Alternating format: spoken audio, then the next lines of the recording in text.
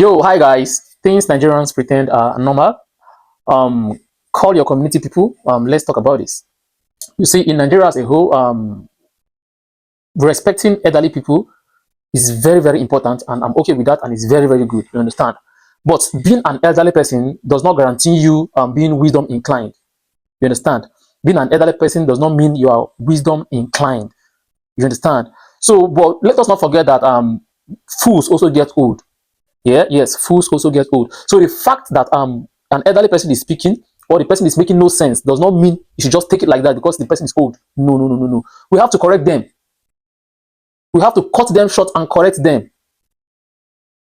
So the fact that they are old does not mean they are wise. They know everything.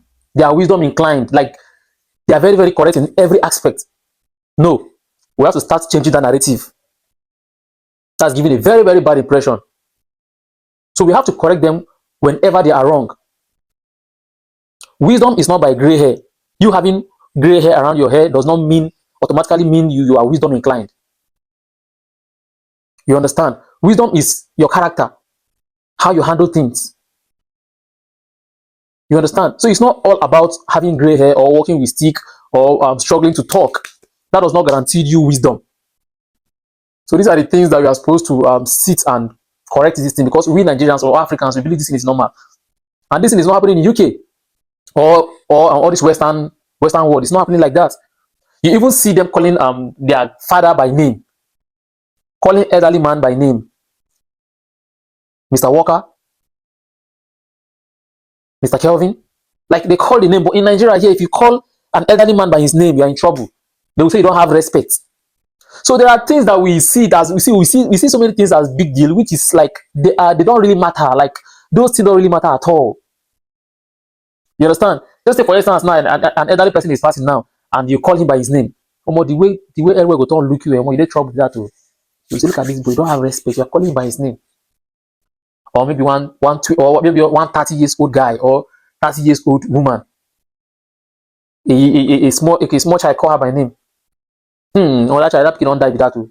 That kid don't get respect again with that. He don't die. Let me tell you, I prefer being addressed by my name. I don't care if a small child if a small child say Mr. Cyril. Like call me by my name, no problem. You are calling me uncle. Am I your father's brother? Or am I your mother's brother? Call me by my name, address me by my name. That is why everyone is giving a name. Or for example now, a small child greets you, good evening, ma, and you say, good evening, how are you? And the child say fine. And the child says, hi, mom and dad, hi, your mom and dad. That child is in trouble. That child don't have respect again. That child have lost respect. That child lack home training, which is a normal thing to ask. Small child can ask you, hi, is your mom, hi, is your dad? Hope they are all fine. Hi, is mom and dad? It's a very good thing. Like a small child asking you that. And that even shows that the child is clever and the child is intelligent for asking such kind of question.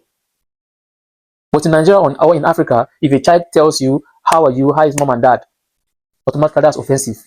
That child lacks home training. So these are the things that we are supposed to, like, we are advancing. We are advancing. We are not in those days again. We are not in those days where respect is everything. Everything is respectized. Permit me to use that word. Everything is respect. So we should just try to change all these our mentality of respect, say respect, no say. Peace out, guys.